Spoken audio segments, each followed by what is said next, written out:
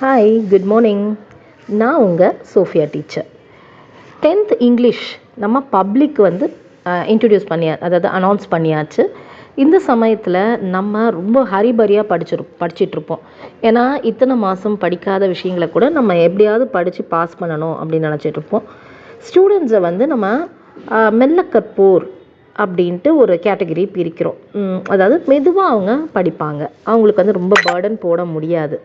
So இந்த மாதிரி ஸ்டூடெண்ட்ஸ்க்கு பயனுள்ளதாக இருக்கட்டும் அப்படின்றதுனால தான் இந்த யூடியூப் சேனல் நம்ம தொடங்குகிறோம். Not only 10th students, 10th இருக்கட்டும் இல்லை வேறு எந்த கிளாஸஸாக இருக்கட்டும், நம்ம இங்கிலீஷ் அப்படின்றத பொறுத்த வரைக்கும் நமக்கு படிக்கிறதுக்கு ரொம்பவே கொஞ்சம் கடினமாக இருக்கும். அந்த மாதிரி சூழ்நிலையில் எப்படி நம்ம ஈஸியாக இந்த எக்ஸாமினேஷனை அப்ரோச் பண்ணுறது, அட்டன் பண்ணுறது, நம்ம எப்படி நம்ம தரம் உயர்த்திக்கிட்டு கொஞ்சம் மார்க் அதிகமாக வாங்கி பாஸ் பண்ணுறது அப்படின்றத நம்மளுடைய நோக்கமாக வச்சுக்கிட்டு இந்த சேனலில் போடக்கூடிய விஷயங்களை நீங்கள் படிச்சுக்கிட்டே வாங்க. கண்டிப்பாக உங்களுக்கு ஒரு நல்ல ஸ்கோர் கிடைக்கும் அப்படின்னு நான் நம்புகிறேன்.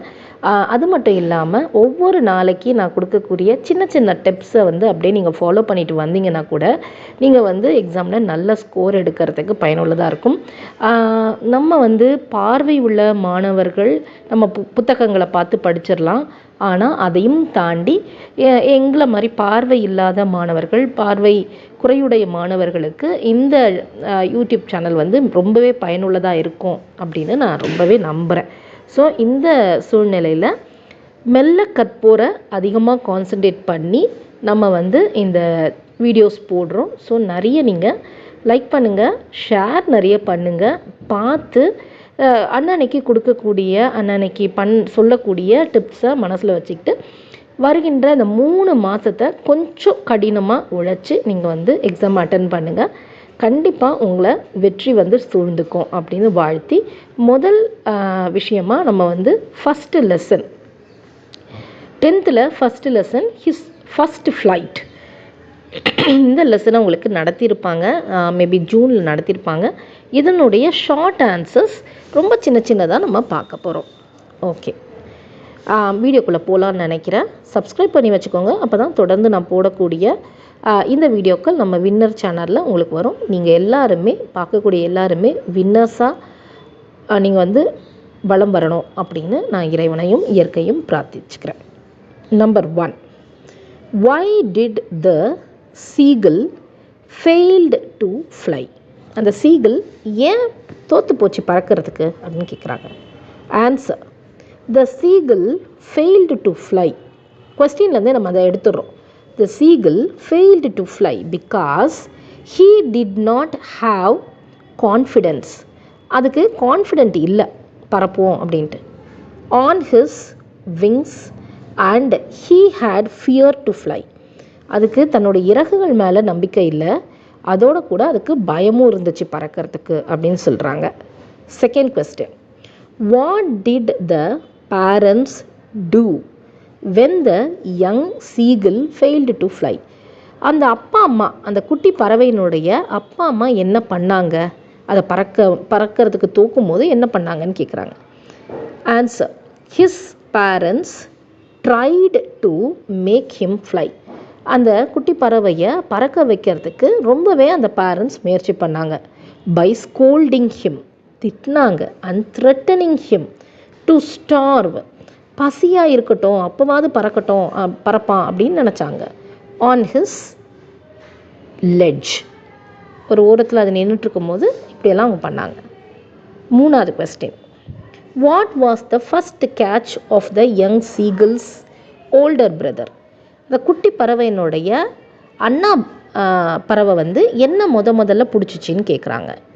த ஃபஸ்ட் கேட்ச், அதாவது நீங்கள் என்ன பண்ணலாம் அப்படின்னா அந்த கொஸ்டினில் நீங்கள் புரிஞ்சுக்கணும். ஒன்று, ரெண்டாவது அந்த கொஸ்டின்லேருந்தே மேக்ஸிமம் ஆஃப் த ஆன்சர் நீங்கள் எடுத்துடலாம். இங்கே பாருங்கள், what was the first catch of the young seagull. நீங்கள் அதில் வாட்டை மட்டும் விட்டுருங்க, வாஸை விட்டுருங்க. The first catch of the young seagull, இது உங்களுக்கு ஆன்சரில் பாதி வந்துருச்சு.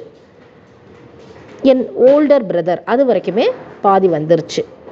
வாஸ் எ ஹியரிங், ஹியரிங்னா ஒரு வகையான மீன், அதை தான் ஃபஸ்ட் அது பிடிச்சிச்சு. 4வது question, what did the young seagull manage to find in his search for food on the ledge? What did the young seagull, அது என்ன, மேனேஜ் டு ஃபைண்ட், என்னத்தை கண்டுபிடிக்கிறது, அது என்னத்தை தேடுச்சு, எதுக்கு, உணவாக சாப்பிட்றதுக்கு என்னத்தை தேடுச்சுன்னு கேட்குறாங்க. The young seagull managed to find, இது வரைக்கும் நீங்கள் கொஸ்டின்லேருந்து எடுத்துடலாம்.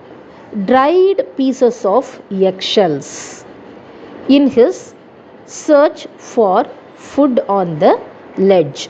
ரொம்ப என்னால் படிக்க முடியல அப்படின்னு சொல்கிறவங்க, the young seagull managed to find dried pieces of eggshells, இது வரைக்கும் எழுதுனீங்களாலும் உங்களுக்கு மார்க் கிடைக்கும்.